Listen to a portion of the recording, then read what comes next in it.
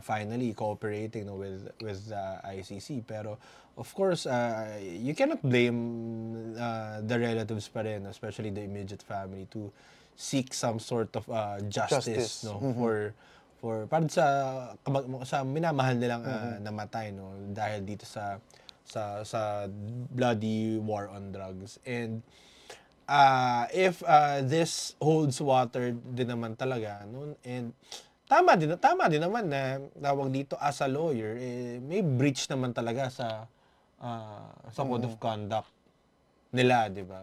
Kasi the way pa nga lang na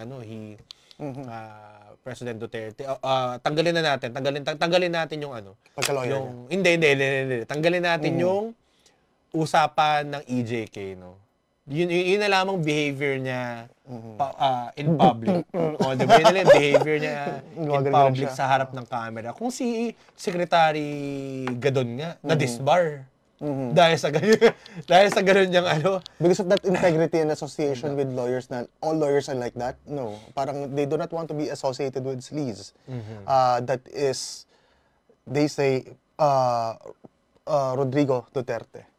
But yung napatunayan na ba?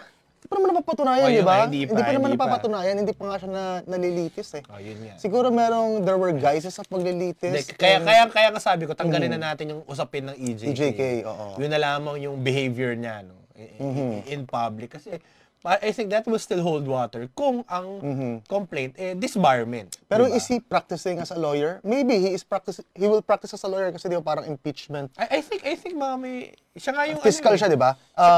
Siya nga yung magiging di ba impeachment lawyer ni Sara, ni Duterte. Pero ang hirap kasi parang yung pagka-lawyer mo kasi it's like just a shiny object, a lapel you pin on your lapel, di ba? Parang to say that, you have a